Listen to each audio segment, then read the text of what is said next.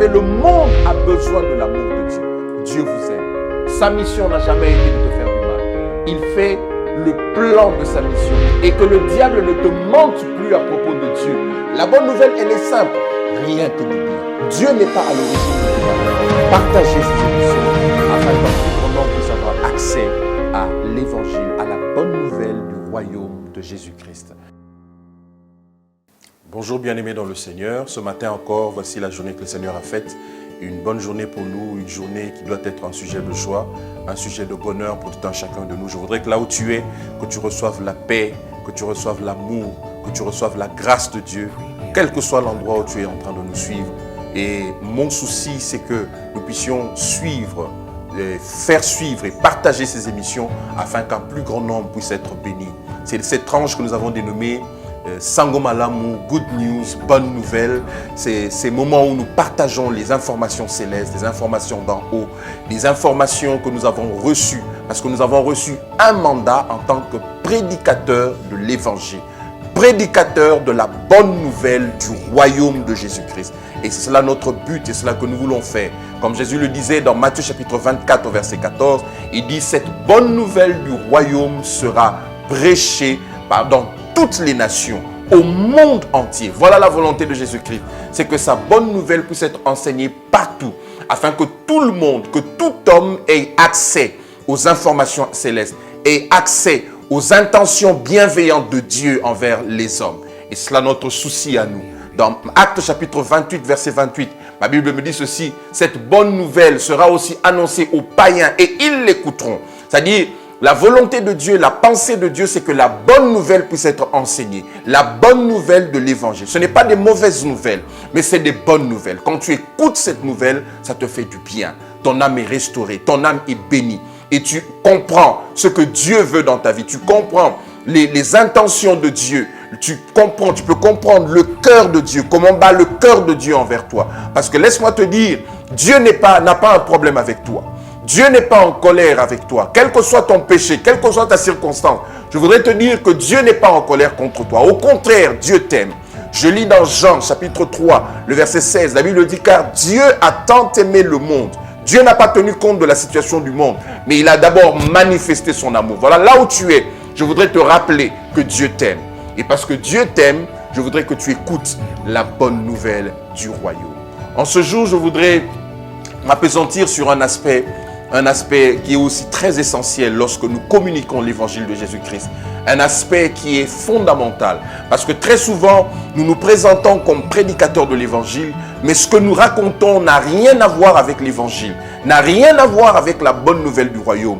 Nous sommes plus devenus des moralistes, nous sommes plus devenus des personnes qui aident les gens dans les mœurs, dans la morale, dans beaucoup d'autres choses. Pourtant, l'évangile, ce n'est pas de la morale. L'évangile, c'est la bonne nouvelle de Jésus. Et l'évangile met au centre Jésus. Elle ne met pas au centre les hommes. L'évangile ne met pas au centre les avoirs des hommes. L'évangile ne met pas au centre les habits des hommes, ce qu'ils ont, les jets qu'ils peuvent avoir ou toute autre chose. Mais l'évangile est au sujet de Jésus-Christ. L'évangile est basé sur Christ.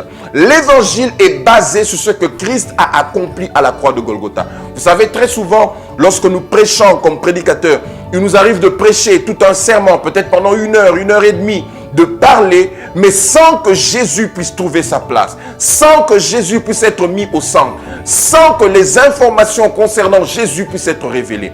Et nous voulons, au travers de ces numéros, nous voulons que tout enfant de Dieu ait connaissance que l'évangile met au centre la personne de Jésus-Christ, l'œuvre qu'il a accomplie à la croix de Golgotha, cette œuvre parfaite, cette œuvre finie, cette œuvre achevée, où il n'y a plus rien à faire, plus rien à ajouter. Christ l'a accompli à la croix de Golgotha. Je voudrais pour ce lire quelques passages qui peuvent nous conforter dans ce que nous sommes en train de dire. Dans Romains chapitre 1, je lirai du 1er au 3e verset. Si tu as ta Bible avec moi, ouvre dans l'épître aux Romains, le 1er chapitre, le 1er verset jusqu'au 3e verset. La Bible dit ceci: Paul, serviteur de Jésus-Christ, appelé à être apôtre, mis à part pour annoncer l'évangile de Dieu. Évangile qui avait été promis auparavant de la part de Dieu par ses prophètes dans les saintes écritures. Il concerne son fils, né de la postérité de David, selon la chair. Voilà l'apôtre Paul lorsqu'il parle. Lorsqu'il se présente, il se présente comme prédicateur de l'évangile. Il ne se présente pas comme prédicateur de la loi. Pourtant, Paul a un background dans la loi mosaïque. Mais lorsqu'il se présente, il ne se présente pas comme prédicateur de la loi. Il se présente comme prédicateur de l'évangile. Je suis étonné qu'à ce jour, des gens puissent se présenter comme prédicateurs de la loi. Nous ne sommes pas des prédicateurs de la loi. Nous sommes des prédicateurs de l'évangile. Parce que cet évangile, nous l'avons reçu de Jésus-Christ.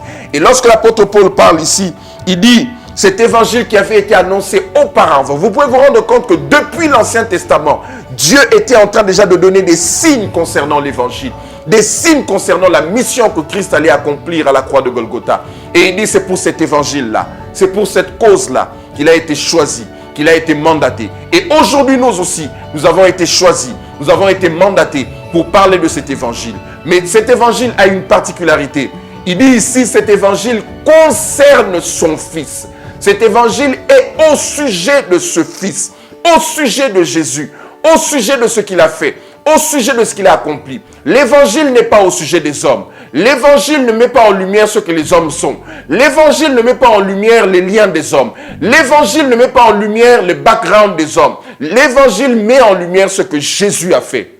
Ce qu'il a accompli à la croix de Golgotha, ce qu'il a fait pour toi et moi. Et depuis ce jour, depuis la croix de Golgotha, nos vies ont été changées. L'évangile concerne la personne de Jésus-Christ. Je lis aussi dans 1 Corinthiens chapitre 15.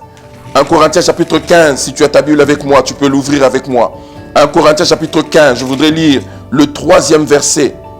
Ici l'apôtre Paul parle encore, il dit « Je vous ai enseigné avant tout, comme je l'avais aussi reçu, que Christ est mort pour nos péchés selon les Écritures. » J'aime, l'apôtre Paul dit avant toute chose. C'est-à-dire, c'est cela le focus, c'est cela la chose essentielle.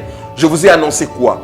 Que Christ est mort pour nos péchés. Je voudrais te dire là où tu es, Christ est mort pour tes péchés. Christ est mort pour toi. Et c'est cela l'évangile du royaume.